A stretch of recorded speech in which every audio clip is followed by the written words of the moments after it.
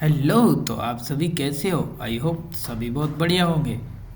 आज मैं आप सभी के लिए लेकर आ गया हूँ बहुत अच्छी चीज़। आज है 10th क्लास वाले बच्चों के इम्पोर्टेंट क्वेश्चंस। हम क्योंकि आप सभी के एग्ज़ाम आ गए और हम आप सभी के लिए लेकर आए आपके ओरिएंटेड क्वेश्चन आंसर। तो बिना किसी देरी के करते हैं हम शुरुआत आपके क्वेश्चंस की। ये देखिए, ये है हमारे मैथ की पीडीएफ। इसको लॉन्ग कर लेता हूँ, इसको बड़ा करते हैं और आपको बताते हैं। इसको साइड कर दो और इसको थोड़ा इधर करता हूँ। देखो, इसको हम थोड़ा बड़ा करके आपको स्क्रीन में बताते हैं ऐसे करके।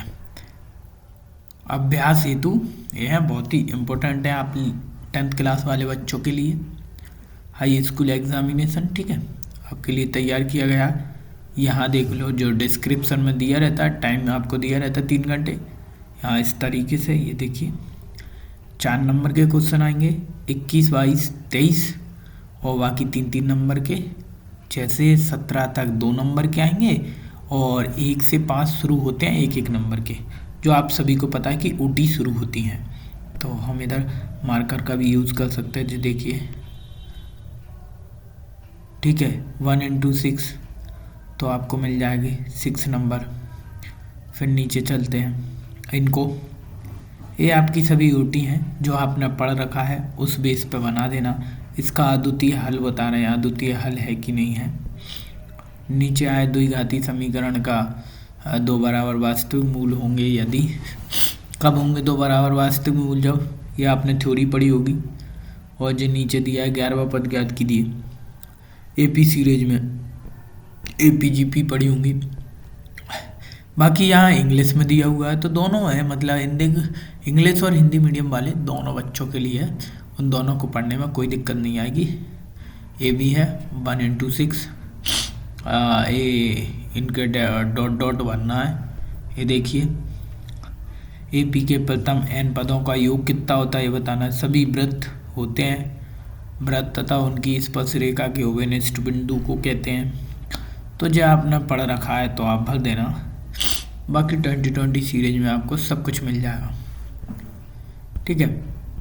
2020 नहीं, सॉरी, आप शिवलाल लॉ बोल लेते होंगे। शिवलाल की आती है या परीक्षा अध्ययन। यहाँ देखिए, अर्धगोले का वक्र पृष्ठीय क्षेत्रफल कितना होता है अर्धगोले का। तो अर्धगोले का वक्र पृष्ठीय क्षेत्रफल, वृत्त के एक त्रिज्यखंड का क्षेत्रफल, वृत्त के त्रिज्यखंड का क्षेत्रफल। और कॉट का होता है 1/10 होता है, कॉट का 1/10, ठीक है। कॉसेक स्क्वायर क्या होगा? साइन 0 डिग्री का मान 0 होता है, इसे तो मैं मिला दूंगा। कॉस स्क्वायर ए का क्या होता है? ए होता है, ठीक है। और बेलन का वक्र पृष्ठीय क्षेत्रफल, बेलन का होता है 2πr। और अर्धगोले का वक्र पृष्ठीय क्षेत्रफल, अर्धगोले का, सेमी का। तो ये दोनों तुम देख लेना, इनमें थोड़ी सी कन्फ्यूज़न हो रही है मुझे, तो इन दो को, बाकी तो मैंने मिला दिया। इस दो में थोड़ी सी कन्फ्यूज़न है, स्क्वायर और उसमें। वैसे बेलन, हाँ सॉरी, बेलन में हाइट होती है, बेलन में हाइट होती है, तो इसका डी हो गया। और अर्धवृत्त का ये हो जाएगा ई। तो एक का क्या होगा? एक का ई होगा, 2 का क्या होगा? 2 का डी होगा। और 3 का क्या होगा? 3 का वृत्त का त्रिज्यखंड का क्षेत्रफल एफ होगा, ठीक है। मैं मिला देता हूँ। और चौथे का क्या होगा? कॉट का होता है 1/10, 1/10। 10 का है, 10 ए है, थीटा नहीं है, सी वाला। और फिर 5 का क्या होगा? 5 इधर लिख देता हूँ मैं। 5 का होगा कॉसेक स्क्वायर का क्या होगा? 1 + cot 2a, यानी बी होगा, 5वें का बी होगा, ये वाला। और साइन 0 डिग्री का मान 0 होता है, यानी 6 का क्या होगा? ए। ठीक है, बाकी आप मिला लेना। मिला ही लिया, बस इनको देख लेना, लिख लेना। अब ये तो मिट लेगा, सेव कर लेना। यहाँ से हट जाएगा, नीचे करूँगा ना मैं, इसीलिए ये आ गया। ये देखने हैं इनमें क्या है। सभी समबाहु त्रिभुज समरूप होते हैं। अच्छा, सत्ता सत्ता बताने हैं, ये तुम निकाल के देख लेना। प्रत्येक का एक शब्द में उत्तर दीजिए। एक में देना वृत्त के त्रिज्यघन के चाप की लंबाई का सूत्र, अभी तो बताया था। चाप की लंबाई का, अरे चाप की लंबाई का तो मुझे पता है, थीटा बटे 360 डिग्री इंटू पाई आर। चाप की लंबाई है पाई आर, और उसका क्या होता है, पाई आर स्क्वायर होता है।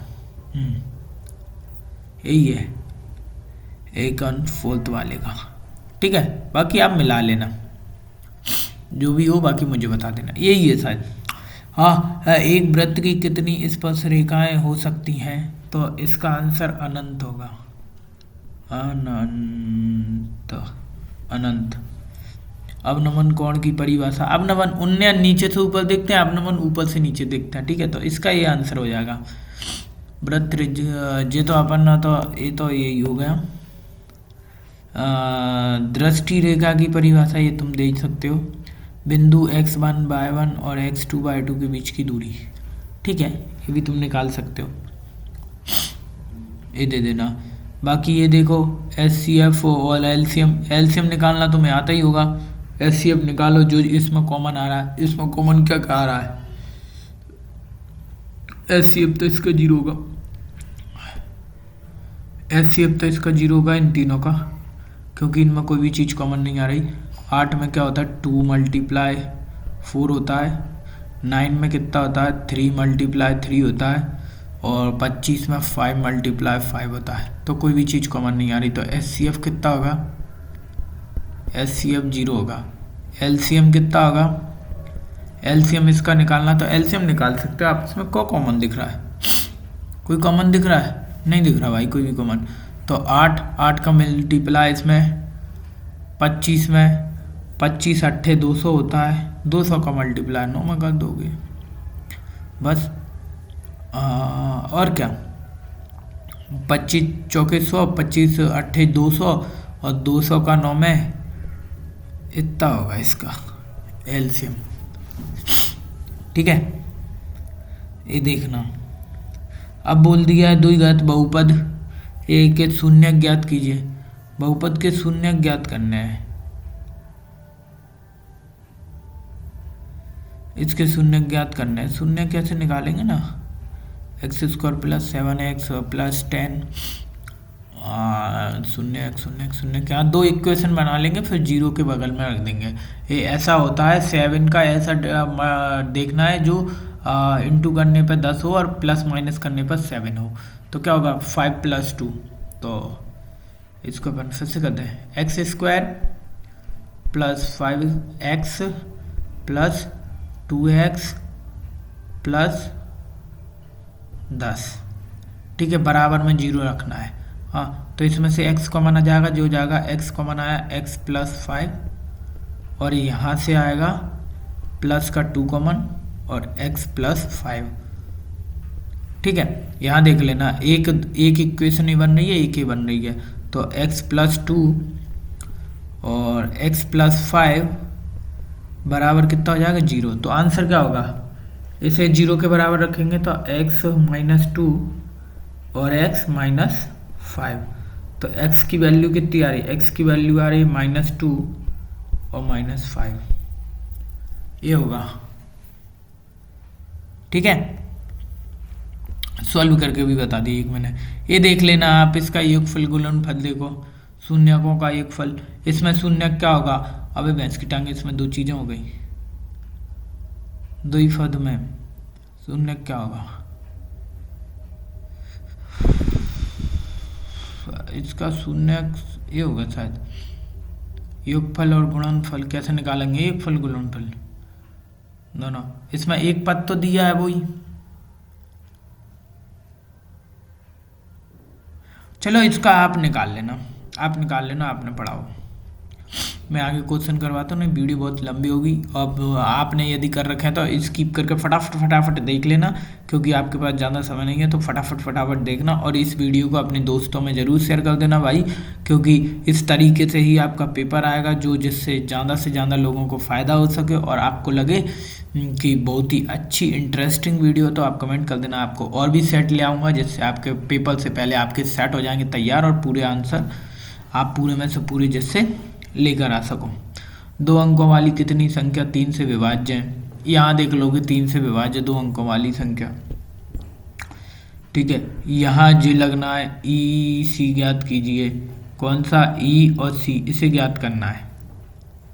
ठीक है, पहले इसमें देख लोगे पूरा डायग्राम दिया है, ये 3 दे 7.5 दिया है, 4.5 यहाँ 1 दिया, ये निकाल लेना। तो मैं निकालूंगा, टाइम हो जाएगा। मैं यहाँ देख लेता हूँ, साइन 3/4 है, तो कॉस ए और टेन ए का मान हाल बता दूंगा भाई। देख तुम्हें अच्छी एक ट्रिक बताऊँ, साइन, अबे यार नहीं, जैसे सही से बनाओ। ऐसे अपन एक ट्रायंगल बनाएंगे। साइन क्या होता है? साइन होता है लंब बटे कण, लंब यानी परपेंडिकुलर बटे हाइपोटेनियस।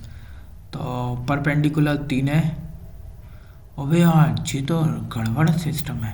ओके कोई बात नहीं है। तो अपन को ये निकालना है, ए यानी ए दिया 4 का स्क्वायर इक्वल टू निकाल 3 का स्क्वायर प्लस नन इसका नीचे वाले का स्क्वायर मान ले x। ठीक है, ये 9 हो जाएगा, ये 16 हो जाएगा, इसका स्क्वायर होगा। 16 में से 9 गए तो कितने बचेंगे? 16 में से 9 7, √7 हो जाएगा, √7 सही है ना? 16 हाँ √60। ठीक है, तो अपन को क्या निकालना? टेन की वैल्यू निकाल, कॉस की वैल्यू निकाल ले, जो होता है आधार बटे कण, आधार आधार आधार आधार, यही है √7/4 जो होगी कॉस की वैल्यू। और टेन की वैल्यू क्या होगी? लंब बटे आधार होती है, लंब 3 दिया, आधार दिया है, लंब 3/√7, ये है टेन की वैल्यू। ठीक है, तो यहाँ तक देख लिया। अब नीचे आओ, अब जल्दी करूँ यार। एक वृत्त के केंद्र से 5 सेंटीमीटर दूर पर है, ये वृत्त के केंद्र से वृत्त पर इस पर रेखा की लंबाई क्या है? 4 सेंटीमीटर। त्रिज्या ज्ञात कीजिए। ऐसा कुछ बनेगा, ए यहाँ से है 5 सेंटीमीटर, यहाँ से एक स्पर्श रेखा कितनी है? 4 सेंटीमीटर की, जी कितनी है? 5 सेंटीमीटर की। तो क्या बताना है? वृत्त की त्रिज्या बताना है, त्रिज्या जी ये बताना है। तो बस ये क्या है? पाइथागोरस की प्रमेय लगा दूं, ये निकल आया। यह क्या है? 5 का 25, वो तेरी बहन की। 25 में से 16 गए तो कितने बचेंगे? 9, यानी ये 3 है, ये 3 है। ठीक है, त्रिज्या 3 है। सिद्ध कीजिए के बाद बिंदु से वृत्त पर खींची गई स्पर्श रेखा की लंबाई बराबर होती है। ये सिद्ध करनी है, ये आपको पता है।